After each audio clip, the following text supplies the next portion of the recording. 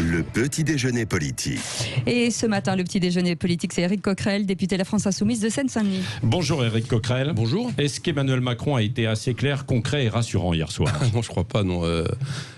Il a fait du Emmanuel Macron. Très franchement, je me suis demandé pourquoi il parlait. Parce que les informations nécessaires, il les a données en 1 minute.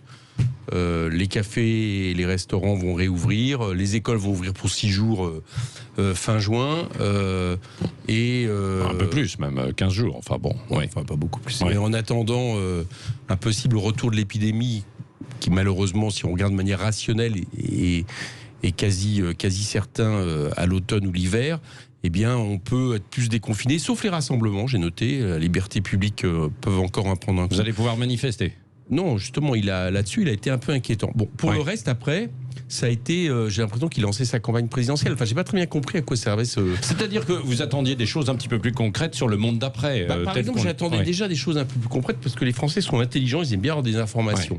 Par exemple, pourquoi, justement, peut-on déconfiner davantage? On aurait pu avoir des informations.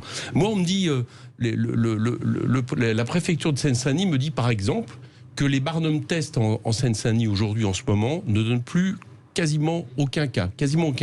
Ça, c'est des informations où on comprend pourquoi on rentre en zone verte. Voilà, ce genre d'informations. Vous me direz, c'est peut-être pas au niveau... C'est-à-dire que finalement, oui, puisque c'était quand même une étape importante, cette sortie du confinement, il aurait pu en faire un petit peu plus. C'est ce que vous dites, quoi. Sur le point de vue sanitaire, oui, surtout qu'après, il a fait comme d'habitude, c'est-à-dire des mots qui contredisent totalement la politique qui a été menée depuis 2 ans et demi. Et pire, on va y venir, mais la politique qui est menée aujourd'hui par son gouvernement, d'accord, qui n'a aucun rapport avec l'écologie, aucun rapport avec la solidarité, aucun rapport avec le social, mais qui est tout ce qu'il lui a dit en une phrase, qui est en réalité l'alpha oméga que n'aurait pas renié Nicolas Sarkozy: travailler et produire davantage, comme si les gens ne travaillaient pas assez dans ce pays. Oui, vous êtes déçu qu'il n'y ait pas eu d'annonce un peu institutionnelle, quoi, sur remaniement, dissolution, référendum. Alors il a dit que les grands chantiers étaient lancés.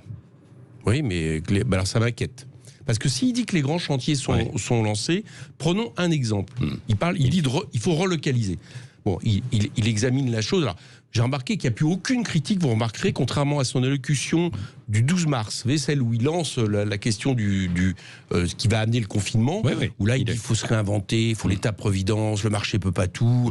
En gros, il a une attitude critique sur ce qui a été fait depuis 2 ans et demi.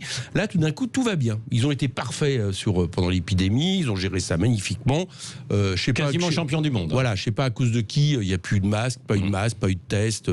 Les hôpitaux ont été débordés, mettant en danger la vie d'abord des soignants, 40 000 personnes plus même qui ont été contaminées. Mais ça, il n'y a plus de traces.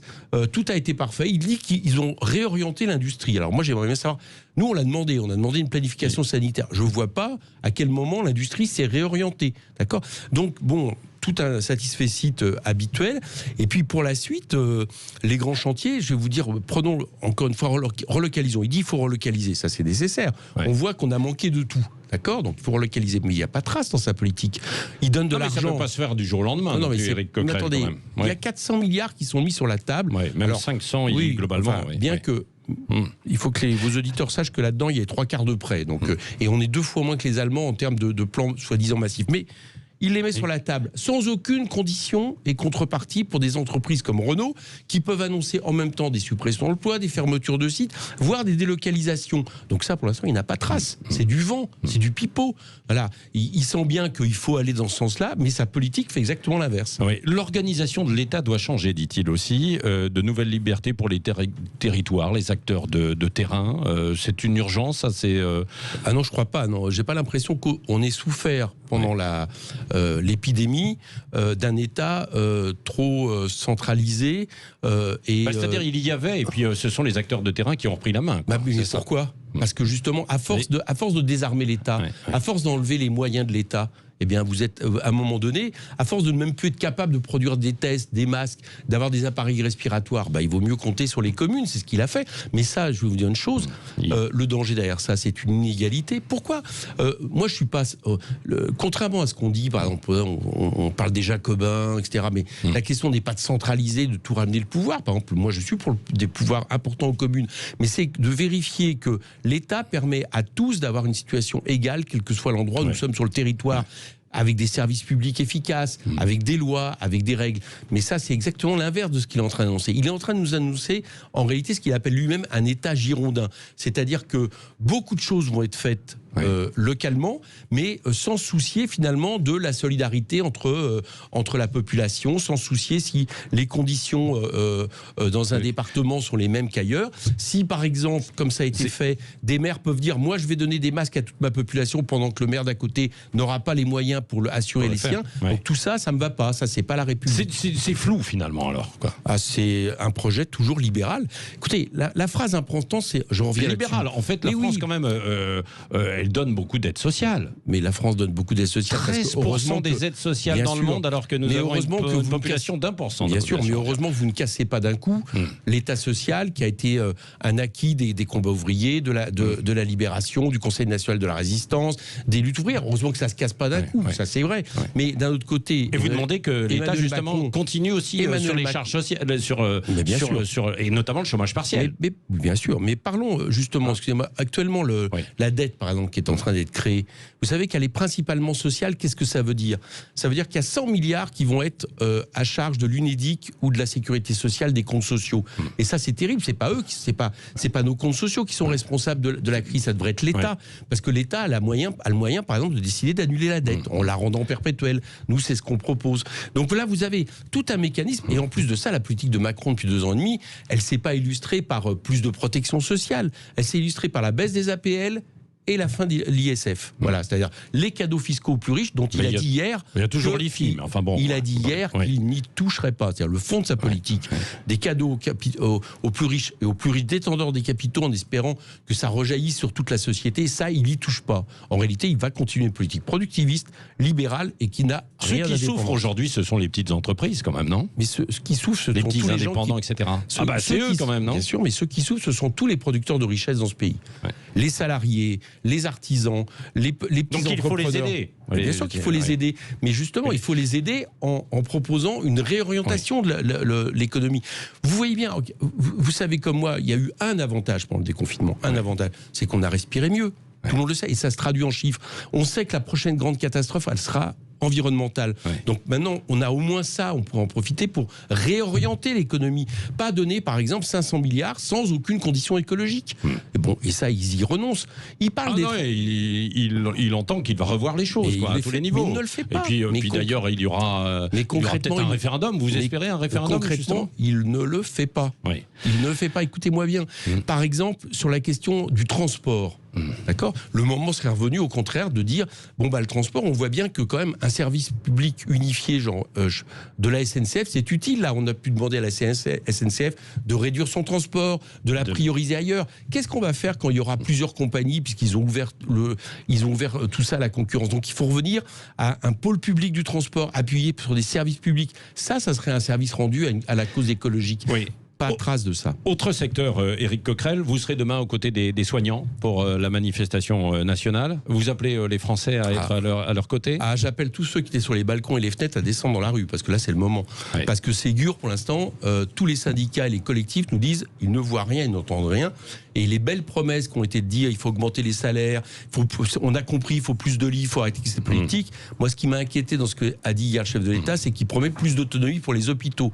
Et l'autonomie pour les hôpitaux, ça a été exactement le pendant de toutes les économies en même temps qui ont été faites. On a dit aux hôpitaux, soyez les meilleurs dans les économies. Voilà. Soyez les meilleurs dans les tarifications à l'acte. Soyez rentables. C'était ça. Et là, j'ai un peu peur qu'on soit dans la même logique. Donc, il faut appuyer les soignants pour qu'ils gagnent. Parce que si les soignants gagnent, peut-être que lors de leur retour de la crise épidémique, les hôpitaux seront un peu mieux armés pour justement... S'il y a un retour. S'il y a un retour. Mais malheureusement, vous constaterez que tant qu'on n'a pas de vaccin, vous avez vu comme moi que malheureusement il y a des pays où ça repart, où il y a une recrudescence. Donc de ce point de vue-là, un virus, il y aura peut-être un vaccin avant la fin de l'année, là on le verra. Espérons-le.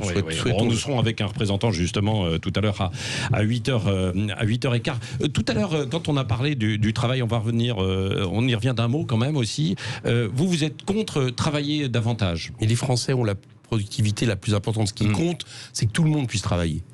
Et là, vous savez comment que le chômage va augmenter. 9 millions de personnes qui ont bénéficié. Donc la question, elle est là, elle est de recréer des emplois pendant la fonction publique, dans les services publics, répartir le temps de travail.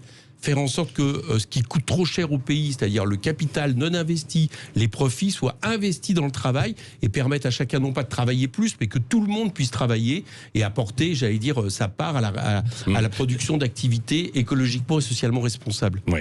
Emmanuel Macron s'est aussi exprimé sur le sujet qui anime un peu les manifestations en ce moment contre le racisme et les violences policières, auxquelles notamment vous avez pris part. Alors, soutien aux policiers. Puis alors, j'ai noté cette petite phrase.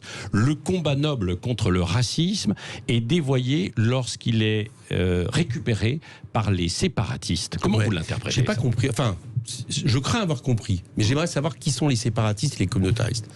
Parce que jusqu'à maintenant, quand il parlait de séparatisme, qui est un thème fort, hein, ça veut dire qu'il y a des gens qui veulent se vivre en dehors des lois de la République, d'accord? Dans le 16e arrondissement, il y en a certains. Enfin, c'est pas qu'ils veulent vivre en dehors des lois de la République, c'est qu'ils imposent leurs lois à la République. Je parle des très riches, bon.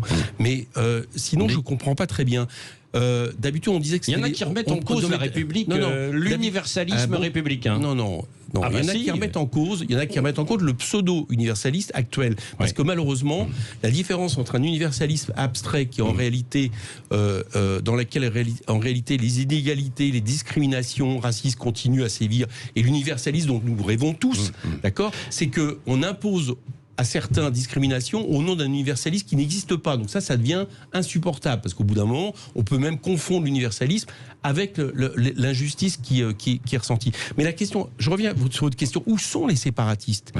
De qui parlent-ils? Ils parlent de la manifestation de samedi. Moi, j'ai entendu des gens réclamant justement de pouvoir vivre en République, de pouvoir être français de manière pleine et entière, de pouvoir profiter de la liberté, de l'égalité, de la fraternité, sans craindre, en raison soit de leur couleur de peau, soit de leur religion, soit de je ne sais quoi, soit de leur situation sociale, le fait de discriminer. C'est tout l'inverse de communautaristes séparatistes. Et par contre, il a dit une chose qui m'inquiète. Vous croyez qu'il vous visait, d'ailleurs, la France Insoumise? Non, mais vous le suspectez un peu? Je sais pas, demandez-lui, on ne sait pas ce qu'il fait, Macron. Il donne des phrases comme ça. Moi, la seule chose que j'ai entendue, il y a une chose qui m'a inquiété. Il a dit, on ne revisitera pas, on ne va pas réécrire l'histoire. Il a dit revisiter. Réécrire aussi. Revisiter ou nier, d'accord, ce que nous sommes. Ah bon? Ah bon, la République, c'est l'esclavagisme? La République, c'est l'héritière de l'esclavage? Non. Est-ce que la République, je veux dire, aujourd'hui, par exemple, doit avoir un regard critique sur le colonialisme, sur Bugeaud, etc. Il dit, on va pas, la République va pas déboulonner les statues. Ah bon? Et la Bastille? Elle est née de déboulonner les statues. On n'arrête pas de débaptiser des noms de rues. Moi, je pensais pas. Oui, mais la France s'est construite. Il faut voir l'avenir. C'est ce qu'il a dit. Il y a des décisions fortes pour l'égalité des chances. Justement, c'est nécessairement à partir du moment où revisiter son passé. Pourquoi? Parce que prenons l'esclavage. Quand vous avez un phénomène justement qui institue le racisme, c'est-à-dire une hiérarchie entre les supposées races, la France, moins esclavagiste. Entre les supposées races, d'accord, à des fins économiques. C'est ça d'où est né le racisme. Évidemment que ça a des implications encore structurelles dans notre pays. Ça a des implications. Mais alors, qu'est-ce que vous voulez, vous, à la France Insoumise? Il faut le revoir. Il faut être capable d'avoir un regard, non pas pour expier sur ce qui a été fait, mais que la France, c'est la France. Pour revoir les traces structurelles qui encore sévissent dans notre pays, de façon justement à pouvoir réellement atteindre l'idéal de liberté, d'égalité, fraternité. Si on ne le fait pas, si on ignore ça, eh bien, on ne réagit pas et on n'essaye pas de corriger les choses. Et moi, ce qui m'inquiète, c'est que dans le même temps, il a ces phrases d'un côté et de l'autre côté, pas un mot mais le moindre mot de critique sur le sujet actuel des violences policières et des discriminations racistes dans la police. Monsieur Castaner doit être très inquiet, parce que là, il a donné raison au syndicat d'extrême droite de la police hier. Et vous étiez dans la manif, est-ce que vous avez entendu le sale juif prononcé? Arrêtez, ça c'est insupportable. Je vais vous dire, c'est Valeurs Actuelles. Je vous posais la question. C'est votre confrère d'extrême droite de Valeurs Actuelles qui balance un truc, repris par l'AFP, d'accord? On a Assa Traoré, on l'a entendu sur les vidéos. On l'entend sur les vidéos quand il a la banderole de génération identitaire. Non, mais moi, je suis consterné, parce qu'en fait, ce qui s'est passé, c'est que... en tout cas, vous le condamnez si ça a été prononcé. Mais, évidemment, s'il y a une personne qui a dit quelque chose, bien sûr, mais c'était pas ça, chacun constate que c'est pas ça. C'est insupportable de diviser les gens entre eux. C'est insupportable de laisser penser que parce qu'à un moment donné, vous avez des gens racisés, des Noirs, des personnes arabes qui sont de manifestation, forcément, il y aurait de l'antisémitisme. Vous savez, ça répond au choc des civilisations. C'est insupportable. Donc, Valeurs Actuelles balance quelque chose, la préfecture le reprend, d'accord? Vous avez à la fin Assa Traoré, ça par contre personne n'en parle, qui dit nous sommes tous ici chrétiens, juifs, musulmans, etc. Et nous sommes la France, et le racisme aucun racisme n'a de place ici. Enfin, toutes ces phrases sont évidentes, et tout le monde aura pu constater une chose. Ouais. En fait, il y avait un piège, c'est-à-dire que manifestement, beaucoup de gens espéraient qu'il y ait des violences ce week-end. Ça a été une manifestation pour des gens qui étaient nassés ensemble, avec des lacrymogènes qui étaient tirés à balles régulières, des policiers qui faisaient incursion. Ça a été exemplaire en termes de calme. Donc, comme on n'a pas pu les prendre là-dessus, on nous invente maintenant l'antisémitisme. Le mot de la fin. C'est pas bien de faire ça. Ça divise les gens de faire ça. Le mot de la fin avec Cécile Ménilus. Oui, je vais revenir sur Sibeth Ndiaye, la porte-parole du gouvernement, qui propose de rouvrir le débat sur les statistiques ethniques. Justement, cet outil de mesure, est-ce que ça peut aider et lutter contre les discriminations ? Il faut pouvoir en tout cas les analyser, les discriminations. Alors, par exemple, on le fait quand même un peu. On sait que, par exemple, les contrôles policiers, d'accord, c'est pour ça que nous on demande un récépissé. Quand vous êtes noir ou arabe, vous avez 20 fois plus, vous êtes racisé, vous avez 20 fois plus de risque d'être contrôlé que quelqu'un de blanc, alors que dans 95% des cas, il n'y a aucune raison d'être contrôlé. Ça, c'est des choses quand même qui éclairent et qui montrent que oui, il y a ce que Monsieur Toubon, c'est pas moi, c'est le défenseur des droits, appelle une discrimination systématique dans la police. Bon. Pourquoi c'est important ? Parce que justement, ça permet à partir de là d'orienter la formation, non pas de fustiger tous les policiers qui font ça. Ils sont dans un cadre, d'accord ? Mais de faire en sorte que la formation soit adaptée à ça, de venir au récépissé de contrôle d'identité, etc. Il n'y a pas que ça, il y a aussi dans les universités. Donc moi je pense que c'est bien d'avoir des outils de mesure. Par contre, on ne peut pas à un moment donné trier les Français en permanence selon leur couleur de peau ou selon leur origine religieuse. Ça, et avec un aspect fichier qui serait intolérable. Mais d'avoir des outils sociologiques... Donc c'est oui mais non. Avoir des outils sociologiques peut rendre service, mais en réalité, ils existent déjà. Bon, merci Éric Coquerel, député de la France Insoumise de Seine-Saint-Denis, était l'invité de Sud Radio ce matin. Et dans un instant, on reviendra sur